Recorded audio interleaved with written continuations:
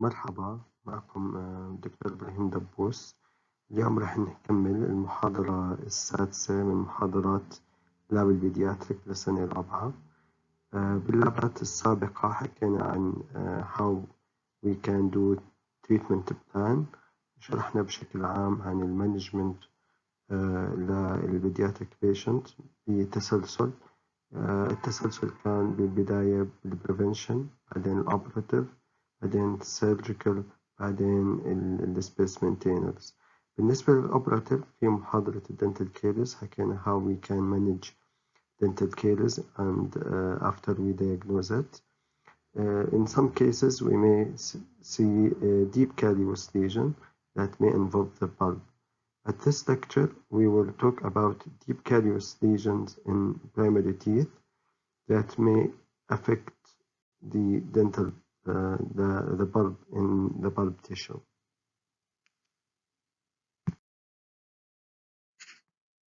بداية ضروري نميز إنه ممكن يكون في عنا deep callous lesions في primary and permanent teeth.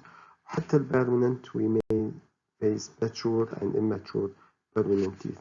Mature means that the root is completely formed, and immature means that the root is not completely formed.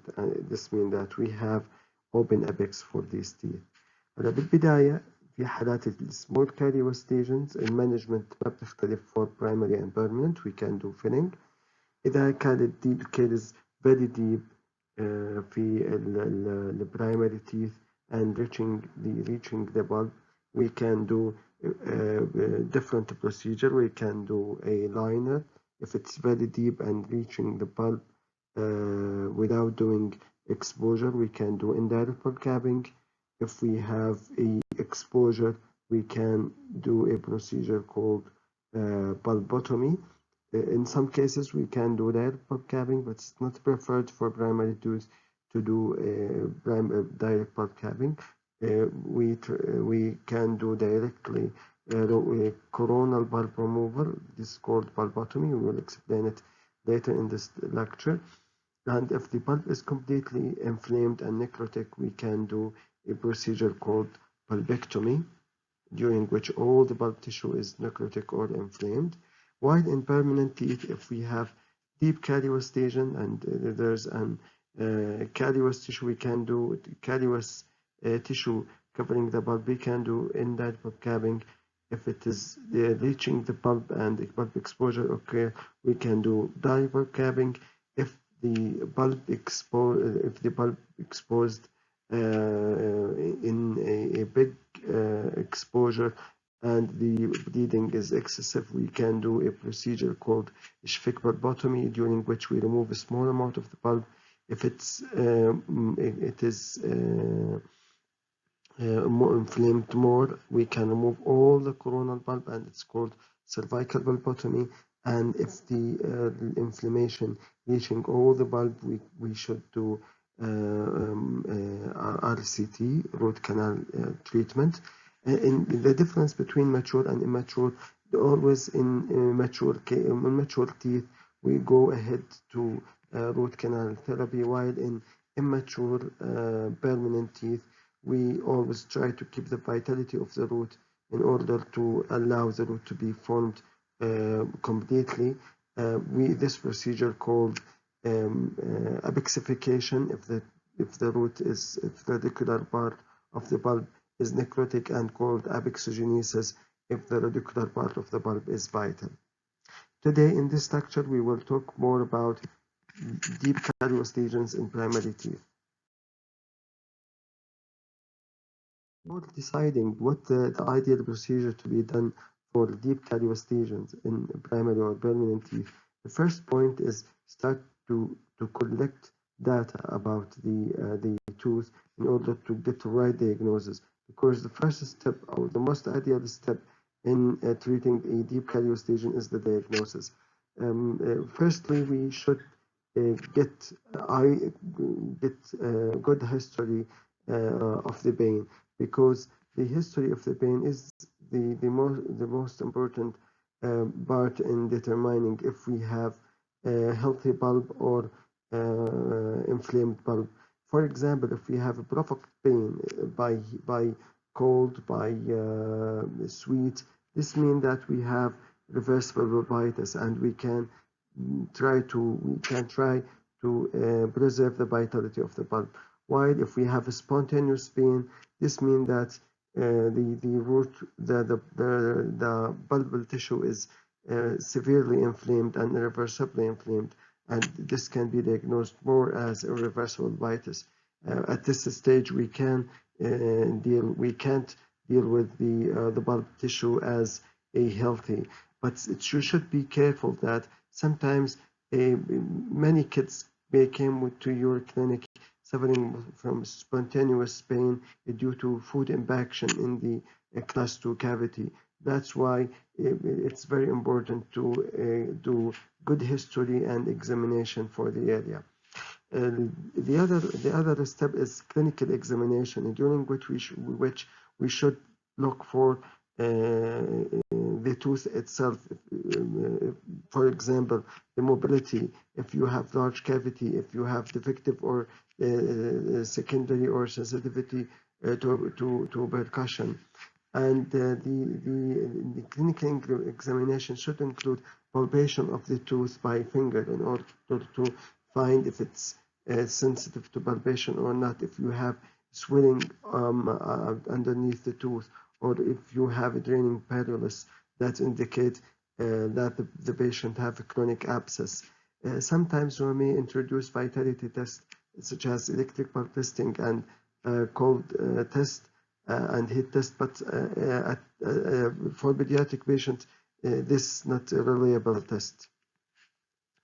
In addition to history and examination, the radiographic examination should include the periapical and interradicular area, and we should look for radiolucency of bone, because the presence of radiolucency in periapical and interradicular area indicate that the tooth have a necrotic bulb.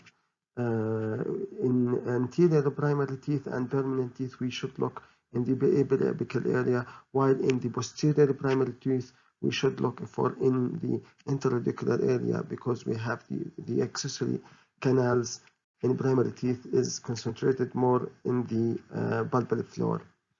And you should look in the radiographs for pathological root resorption, because it can change your treatment plan, as we will say in the coming slide.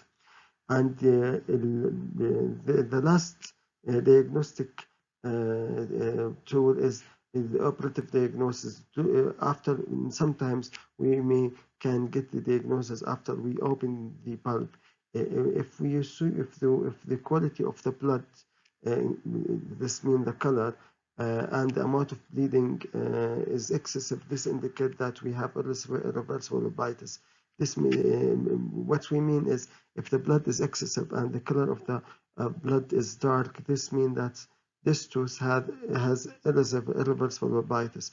While if the bleeding stops within a few minutes and the blood is pinkish, this means that the tooth is that the tooth has and this means that we have healthy bulb tissue. And sometimes we may see exudate. This means that we have abscess in the bulb tissue.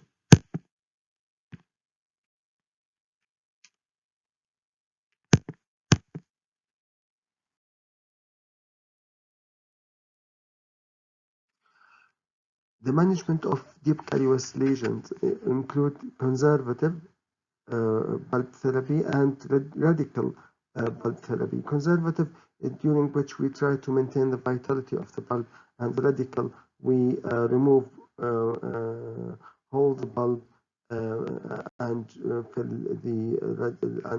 fill the bulbal space with the medicaments.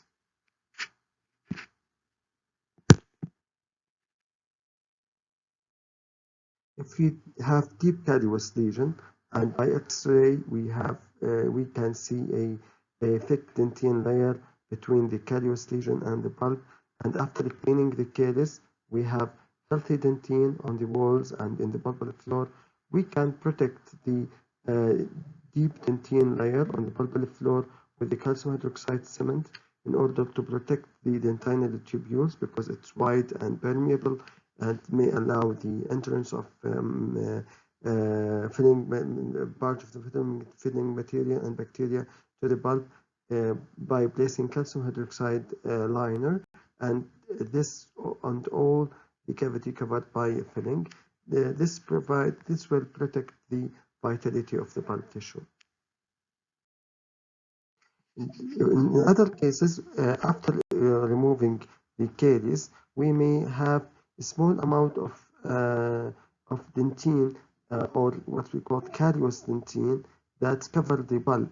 And if this carious dentine is removed, the pulp exposure may occur.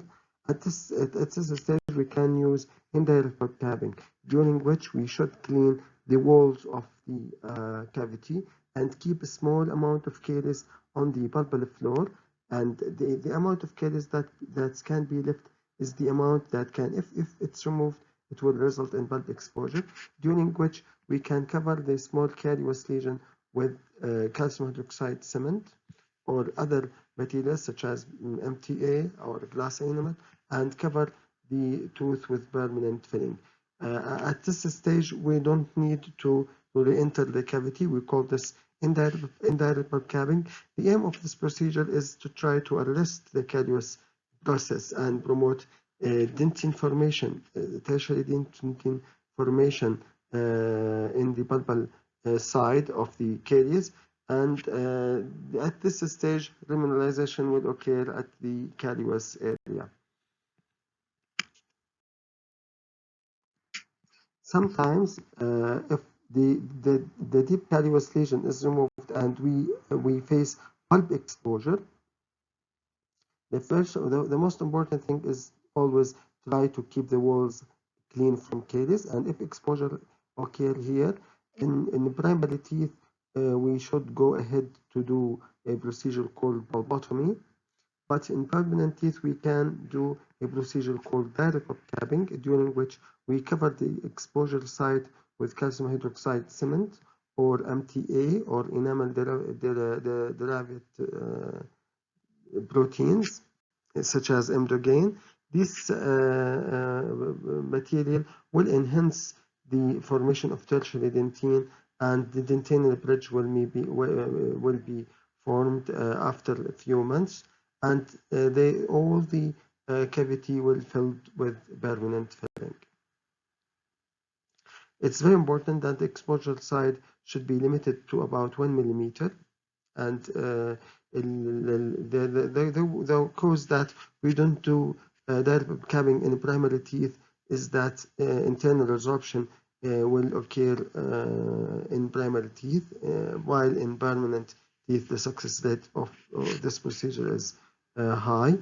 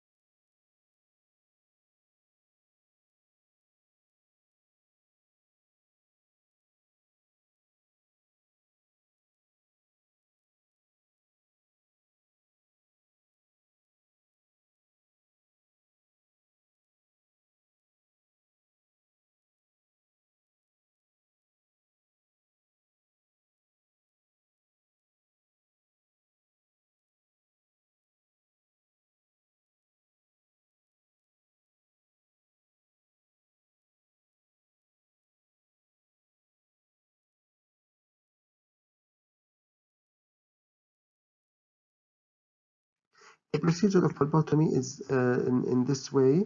As we said, if we have deep callous lesion, we clean the walls, then we start cleaning the pulpal floor. If pulp exposure occur in the primary tooth, we decide doing a pulpotomy.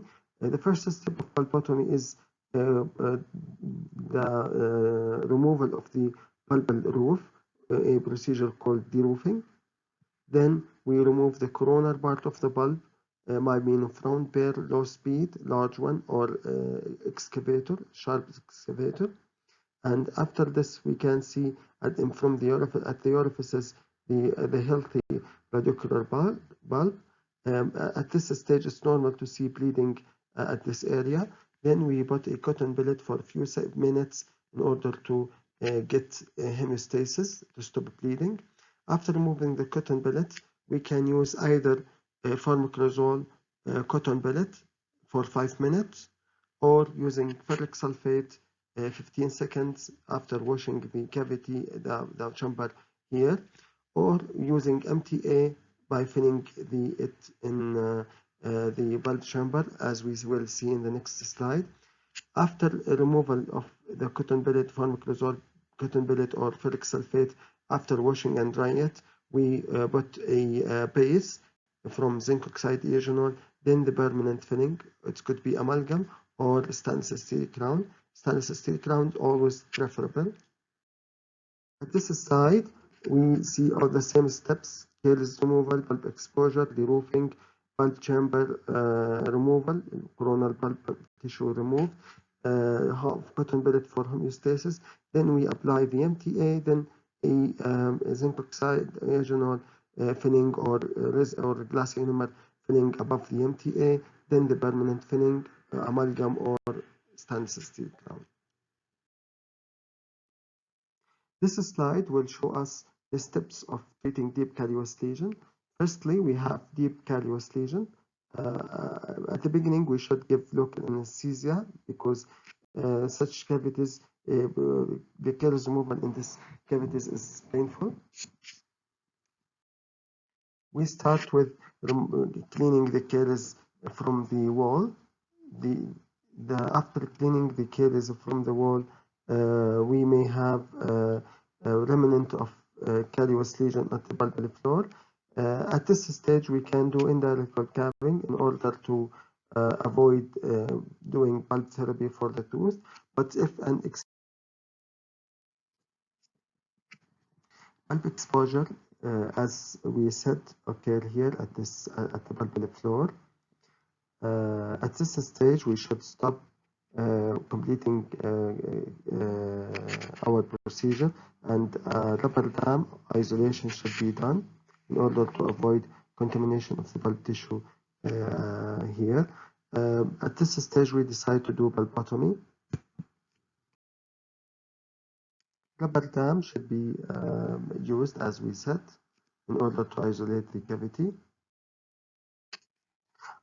Then we start doing deroofing. We remove the roof of the pulp chamber. It's normal to see bleeding at this stage.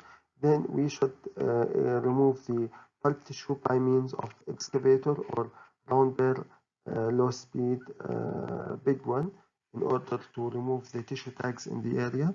Then we apply a damped cotton billet with water in order to stop bleeding for a few minutes. At this stage, we can see the pulp stump here, the orifices of the pulp tissue. The pulp here is clean and no bleeding can be seen. At this stage, we can use either pharmaclozole cotton billet for 5 minutes or washing the cavity with ferric sulfate for 15 seconds or applying MTA 1.5 millimeter directly on the cavity. Here, after applying the pharmaclozole cotton billet, we can see the fixation of the pulp stumps. The color of the pulp stump became brown due to the fixation of pharmaclozole. And the effect of ferric sulfate Also, it try to do blood clot in the area. As we see, we can see blood clot here. 15 seconds of pharmaclazole. Apply MTA directly on the cavity. We can put 1.5 millimeter of MTA. We fill the cavity with the base zinc oxide agenol. Slide revise the medicaments that can be used in valvotomy. 15.5% ferric sulfate solution applied on the valve stem with microbrush for 15 seconds in order to achieve homeostasis, followed by rinsing and drying the cavity. Or 20% Buckley pharmaclazole solution applied to radicular bulb on a cotton pellet for 5 minutes to achieve superficial tissue fixation, or MTA applied upper radicular bulb with carrier.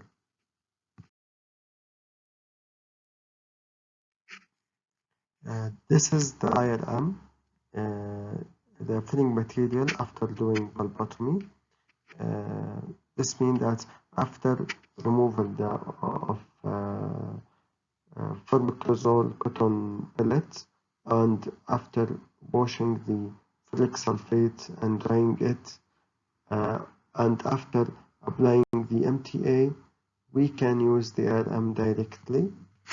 The IRM is a powder and liquid. The powder is zinc oxide powder, and the liquid is eugenol that mixed in glass slab in order to form a thick filling material that fill the bulb chamber.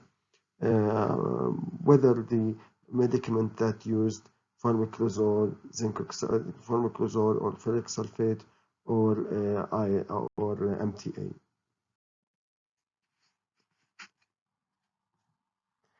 This slide shows us the IRM in place. The bulb chamber is, as we said, treated with the medicament. Then we fill it with the IRM. The IRM firstly is placed in a small amount in order to be adapted in the bulb chamber, and they close the bulb stems. Then we apply a large amount of the MTA of the IRM in order to fill the cavity at all. The last procedure is bulbectomy. We consider it as radical because we remove all the vital tissue from the bulb. You use it in case when chronic inflammation or necrosis in the radicular bulb. The aim of this procedure is to maintain primary tooth till its exfoliation. The medication that can be used in the radicular bulb space is zinc oxide eugenol paste or calcium hydroxide, a uniform mixture. This radiograph shows a periapical radiograph showing the lower left quadrant, the 3-6 here, and 7-5, 7-4, and 3-4, and 3-5. We can see on the 7-5 deep carious lesion that exposing the bulb. After exposing the bulb, a bulb necrosis will occur on the coronal and radicular part. At this stage, we can do extraction for the E, but because we don't have erupted 6 yet, we try to keep this tooth by doing bulbectomy, during which access cavity was done and checking the working length of the tooth of the roots.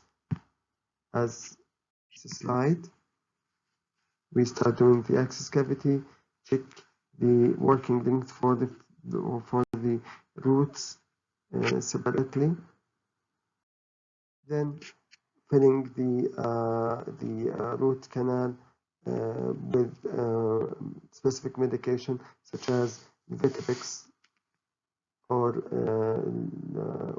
the zinc oxide agenol based. This tooth, this tooth, we did pulpotomy, as we see here. We can see the filling on the pulp chamber and the healthy radicular bulb tissue. After doing pulp therapy for primary tooth, the ideal restoration is a stainless steel crown. This slide shows us the steps of doing stainless steel crown. Firstly, we should do occlusal reduction, 0.5 millimeter to 1 millimeter occlusal reduction. Then proximal opening, we should open the contact minimally. No need to remove too much amount of the proximal side. It's enough to allow the tapered pearl to pass in between.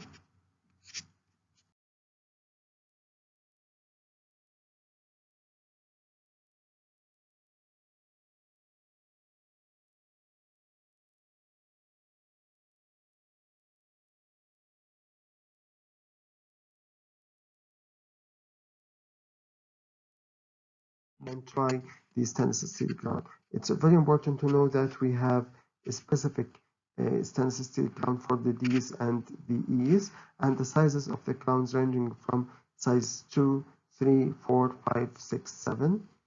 For each tooth, we have size that written on the stainless steel itself. Here we can see the D with stand for the tooth type, and 5 stand for the number, and